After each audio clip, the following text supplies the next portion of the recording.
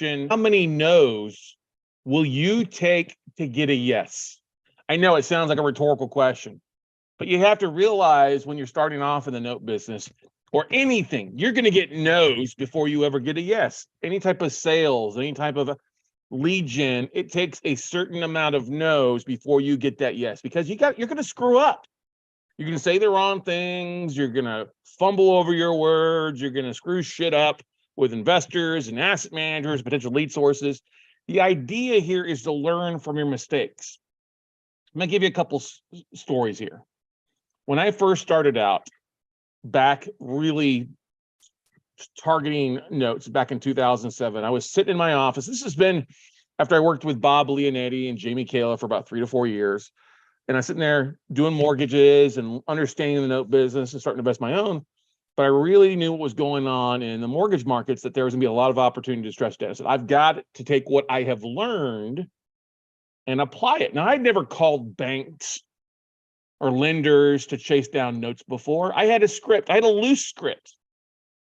So what I do, I had some lingo and I started practicing in the mirror. So much and so loud that my buddy Boyd came into from the next office, like, "Are you okay? You're talking to yourself in here." I'm like, "Yeah, I'm just role playing." But I got comfortable. And you know what I did? I started to pick up the phone and started to call banks. Now, that's not a popular thing now these days. Oh my God, you have to actually call somebody. You can't use LinkedIn or social media, something like that. Yeah, those things are great. And it's a little bit easier to do now with LinkedIn and different lists. But back then, 2007, you had a phone and you had a list. And that's what you did. And I called and I called and I called. And in about a matter of about 4 hours, I made about 54 phone calls, 53 phone calls, actually. And I got told, "No, we don't have anything now. No, we don't sell our notes," even though I knew that they had sold some stuff. But I got told no repeatedly. And I was about to give up. And it was 4:45 on a Thursday afternoon. I'll remember it. I was frustrated. I was taking no for an answer, but I committed to making 100 phone calls. Now, I wasn't going to get 100 phone calls in a day, but I knew, let me give this a couple days. Let me make 100 phone calls and reevaluate what I'm doing. But you know what? I started having some interesting conversations. The first 10, I was horrible. I butchered shit up. I tongue-tied myself. But the next 10, the 11 through 20, I started getting a little bit better. 30 through 40, I started getting better. And there I was, 53, and the guy had just hung up on me. Like, "No, we don't sell our notes. Quit calling." I hadn't called them before, so how could I quit something that was the first time I called, right? So the 54th phone call, there I was like, man, I'm just about to give up. I'm going to go home, grab a beer, do something. This is getting brutal. I said, no. I got 15 more minutes. Let me call and make at least 1 or 2 more phone calls. Well, I called. It was to this company in Houston, Texas. And I'll remember it. I still remember it like it's yesterday. It was to a company called Aegis Mortgage. They're no longer in business. There had been a couple reiterations of that name. And I get up phone and it rings, and this lady, Aegis Mortgage, this is Kim. I go, "Hi, Kim, my name is Scott Carson. I'm looking for the right person over there at Aegis Mortgage that would handle your distressed note sales." And she started laughing. She's like, "Ha, that's funny, but that's me." I'm like, "Oh, really? Wow, okay." I didn't expect. She's like, no, we're basically shut down. She goes, "It's not a good day." I go, "Oh, I'm sorry, you having a rough day?" She's like, "Yeah, basically we had to let our whole staff go. It's just me and the CEO." I'm like, "Wow, well, I'm sorry. I hope you have big plans for this weekend." She's like, "I'm going to drink myself blind." Okay. This is a conversation you can't forget. I said, "Well, do you have anything you're looking to get right?" She's like, "Yes, we do, actually. I have one portfolio. It's a $5 million portfolio of loans, non-performing loans here in Houston, Texas." And I'm literally hearing these words, $5 million loan, Houston, Texas. These are like great big bells going off in my head. I'm like, "Really?" I'm like, "Yeah." And she's like, "Yep. And once I sell this, I'm laid off." I'm like, "Wow." So it could be a good day or a bad day, right? But we get to talking. And I'm like, "Well, would you mind sending over the tape to me, or be glad to sign an NDA?" She goes, "Yeah, I'll shoot you an NDA." She shot it over to me. I signed it, sent it back to her. And, it was that 10 to 15 minutes or before the end of the day that changed my whole business. It was getting those 53 no's that made it difficult to make the phone calls. But when I got that yes, it invigorated me. Friday morning, I walked in excited. There was a spreadsheet sitting in my email box. It was actually more than $5 million in value. That was what the funding amount was. Now, did I have $5 million? No. Did I tell Kim that I was going to broker them? Hell no. That's the kiss of death. She didn't want a broker. She said that on the phone. Oh, you're brokering? Are you brokering? You're buying? It's like, I'm always buying for my portfolio. I'm out of Austin, Texas. She's like, great. Awesome. I'll have you sign an NDA and send it over to you. So she did. But Friday, I'm looking at this stuff like, this is pretty good. Now they were distressed, but in Texas, it's a fast foreclosure state. That hasn't changed anything. And it was actually about a $10 million value at 50 cents on the dollar. I was like, this is a pretty decent deal, because Houston and Texas didn't really lose a lot of value in the first recession. Okay. So what did I do? I reached out to an investor buddy of mine in Houston. I had him sign an NDA. He actually put me in touch with somebody else. He said, this is too big a portfolio. So he made an introduction. So basically, at the end of the day, 45 days later, by working and then communicating and getting the due diligence sent to me, I was able to negotiate the trade. Okay. And my commission, I asked for 5 points, not from Aegis. They didn't have anything, but I asked for 5 points from the buyer, and he was willing to pay 50 plus 5 of the UPB on that stuff. It was still a good deal for him at these deals, because you get foreclosed, he modified a bunch of, but did I have $5 million? No. Did I say, let me get my buyer on the phone? No, I treated it because I was buying technically for my own portfolio. I worked the deal through to understand what the hell I was looking at. Okay. And 5 points on 5 million, that's 250 grand. Now, did I get all of that myself? Hell no, I got 1/5 of that. But 50 grand in 45 days is a pretty good deal. It was also enough that I needed to know that I needed to pivot, because though I knew the mortgage business was dwindling, I could see the writing on the wall. The music was fading, not overnight, but not over a month, but really almost overnight. And okay, let's focus on dialing for dollars. Let's start generating. Let's spend a couple hours a day dialing for dollars. If I have nothing to do, if I don't have any mortgage coming, at least I can start tracking this down, because technically every no I got worth it. If I made 50 grand, it was my cut. All right. If you take $50,000 and divide that by 53 no's, that means every no I got was worth $943.40. And that's what I did. I started gamifying, started calling banks. I got a little tape in from Wells Fargo Financial that I bought 2 deals for myself with my own funds, or I wholesaled another deal. And then I get a hold. I start looking as an investor here in Austin. I start looking at assignments, like, oh, I can track assignments. And I found that Capital One had a note that they just sold the note to on a strip mall. A 4-unit commercial had a payday loans, a Pizza Hut, a laundromat, and I want to say a pawn shop on it off of Airport Boulevard down here. And I'd seen an assignment but I was like, ooh, that means they're selling notes. And it was Greenpoint Mortgage. Greenpoint Mortgage basically closed because Capital One had closed their commercial origination side. I was like, let me start calling. So I started dialing for dollars again. Started calling Capital One. Started getting transferred. Over a matter of 3 weeks, this was much more intense. I had made 70 phone calls and gotten transferred 69 times to the wrong spot. And I make the joke that I'd been transferred to Pakistan or India, all sorts of call centers, until finally I got the right person out of New York State to literally say, yes, I'm the right person. And her name was Allison. Okay. And Allison, yep, I've got some stuff I can send you. Did you sign an NDA? I said, I'd be glad to sign an NDA. I'm buying from my own portfolio. I was like, he says, where are you buying? I'm like, well, I'm buying all across the country. She's like, that's good, because we've got stuff all across the country. So once I signed the NDA and sent it back in, she sent over, and if you've been around my class, you've heard about this story. She sent me a PDF that was 32 or 33 pages deep. All the lines were in 6-point freaking font. It was minute. I almost need a magnifying glass. Look at it. I still have that PDF, actually. Okay. And then stuff all across, some stuff in Texas. But when I get a tape in, I look for hot markets. And by hot, I don't mean they're selling through the roof. I look for where I know that investors are going to gobble up stuff. Okay. And I look in Texas, I look in Vegas, I looked in California, and they had one note in California. This was their small balance commercial stuff. Basically, Allison said that basically it was anything under $1 million balance is what that was on this list. And there was hundreds and hundreds. I'm like, oh my God, I can't buy it all. She laughed. No, I don't need you to buy it all. Just buy something. I'm like, I can do that. So I see this one in San Diego. The UP was 548. The payoff was 648. The guy hadn't paid in over a year. It was an 8-unit apartment complex in San Diego on Abrams Avenue, which if you familiar, no, it was on Mansfield Drive in the historic Abrams area of San Diego, something like that. But it's all like small multifamily in this neighborhood. Guys, primarily like college dorms around the University of San Diego. Okay, or San Diego State. I don't remember which one, but anyway.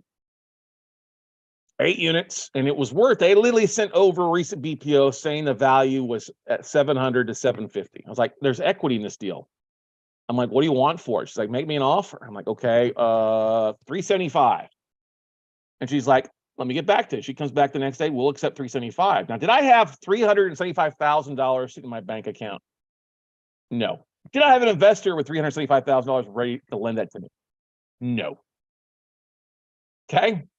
Now, this is where most people will like, not make an offer because they don't have money in their account, or they would, oh, I'm a broker, and they would screw it up. Now, did I tell Allie that I was a broker? No, that would have killed the deal. She didn't want to deal with brokers. She wanted to deal with buyers.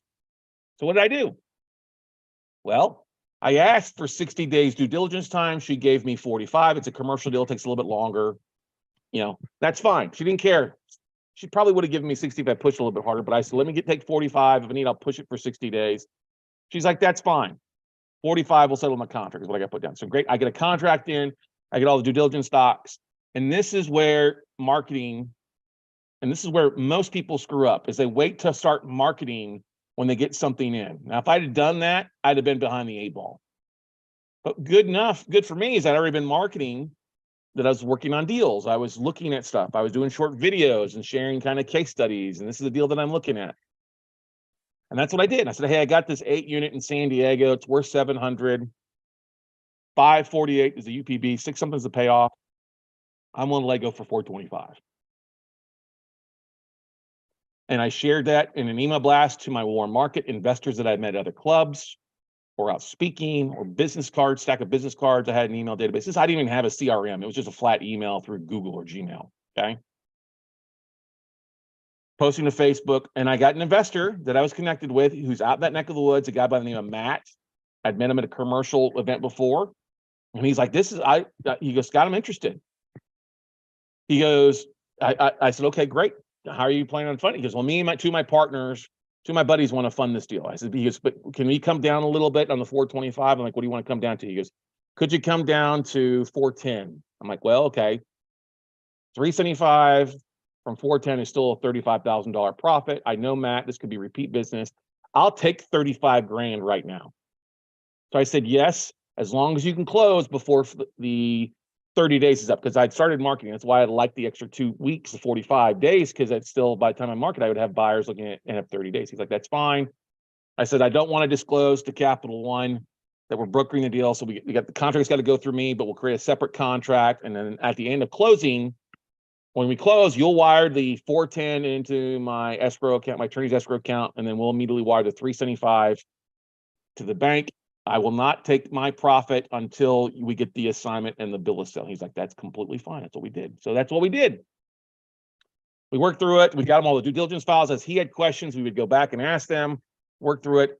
Boom, he's ready to fund. We have a separate contract. He knows that I'm making 35 grand because it's still a good deal to him. He wires the money in. Boom, we're excited. I take a quick snapshot screen share showing the full amount in my account for 10 minutes before I go to the bank and wire the 375 to Capital One. We get the assignments, we get the bill of sale. I send him a copy of that immediately. He gives my attorney the okay to release the 35 grand to me in profits, and we work with Matt for the next 30 days, actually, until he gets the collateral file shows up the assignments. When the assignments came, they were in my entity name. I had created a separate assignment transferring to his entity name, and it worked out well. He ended up getting refinanced out of the deal at 550, 560, something like that. So he made 100 and, he had a good deal, but it took him 8 months to do that. And so he made more money than I did, but my return on investment was infinite because I had $0 in the bucket. But I technically owned that note for how long? 30 minutes. It was still for my portfolio. But the thing is, if I had given up on call number 69, I'd have never gotten the list. And I made 35 grand on that first deal. So if you take 35 grand and divide it by 70 phone calls, what's that come out to? $500 a no. So in those two case studies, the no's are worth somewhere between 500 and $1,000. But these days, people are lazy. They don't want to pick up the phone. They want, how can I get your list of notes? I'm not going to give you my list of notes just because I'm a nice guy. Now, I am a nice guy. If you're a student of mine, yeah, here's how you go. If you take our 3-day class, I'll show you. How do you find them? How do you figure these people out? What do you say? That doesn't come free. That's experience, and nobody out there is teaching it. Most of the people out there who are teaching non-performing, they're not showing you how to contact banks. They're going to contact, hey, go to this list, go to this list, go to this website. That's great, but that's like the garbage. That's like the bottom of the barrel. If you want to get really great deals, you got to be direct to the source. You want to get a list of 422, you got to make a relationship with a note seller. You want to get the list of notes from Capital One or Quicken Mortgage or any other number of banks. You got to be on the phone and you got to put some work in. And you know what? It's going to take you some time. Did it cost me some money for due diligence on assets? Yes, it did. All right. Experience is not free. If you want to get somewhere faster, pay for knowledge, or you can take 6 months or 6 years in some cases to find success. I had a guy call me a little bit ago, nice guy, and I've talked to him before, and he called me, hey, I'm looking to buy notes, but what he was saying, he was buying for his own portfolio, but when we got him on the phone, he's like, let me get investor, I'm trying to find investors. So his story changed, which you don't want your story to change like that. You don't want to say one thing and then suddenly it changed on the phone, because he had to get his investor on. His investor had to say what he was looking for. It's like, I don't want to be in a daisy chain. All right. And he called me back up. Hey, can you send me? I was like, no, I don't send you my notes because you don't sound like you're a legitimate buyer. You sound like you're a broker. I don't know who's teaching you this, but they're teaching you incorrectly. Because, well, I know Bob Leonetti, and I dealt with Bob years ago. I'm like, well, if you dealt with Bob years ago, you should know, because this is what he teaches, not to do this stuff. And you pick up the phone, jump on LinkedIn. And we as entrepreneurs are our biggest things. Us wanting to cut a corner or to go the easy way. There is no easy way. If you want to go easy way, you'll go to PaperStack or JKP Holdings and look at the stuff that's there. That's the bottom of the barrel stuff, the onesie twosie stuff. No offense. That's a great place to get started. You're brand new. That's a great place to start looking at some deals. Nothing wrong with that. Run some cases, run some marketing off that. You'll find some deals there, but you can't build a long-term business on those two websites. There's just not enough product. Okay. And those sites aren't updated. And when it takes 2 months for the seller to respond on a bid, that's not an effective way of doing business. If you want to make 6 figures as a note investor, you got to be buying 20 to 50 notes in a year. Now, some of those you may wholesale, some of those you'll keep for your portfolio, some you'll get reperforming, some of those you'll have to foreclose and get bigger checks. But you got to start marketing. You got to start building relationships now. And you can't be afraid of the no. We're so worried about no. Can I tell you how many times I've called asset managers and I call them and email them and email them? And how many times one of them has showed up at my house with a gun or stabbed me? None. Okay. Some will unsubscribe, or some will say, F off, we don't sell. And that's fine. Hey, next. And that's what no means. No doesn't mean no, never. No means not now. Because there have been plenty of asset managers I've been told no before. When I called them a month later or a quarter later or a year later, they finally said, yes, I have something. I've got a buddy, he's a hedge fund manager. He actually manages $1 billion hedge fund during the first recession of just Florida assets. Todd Billings with U.S. Debt Ventures. No longer in the note business, more on the origination side. But Todd was on my email list for about 6 years. And he would joke when we got to know each other. He joked, he goes, yeah, Scott, I would get these ugly ass green emails from you. But it was like, I saw your logo, the green, it reminded me, I knew what if I could find for if I saw something you were talking about deals, or if I had anything in their books.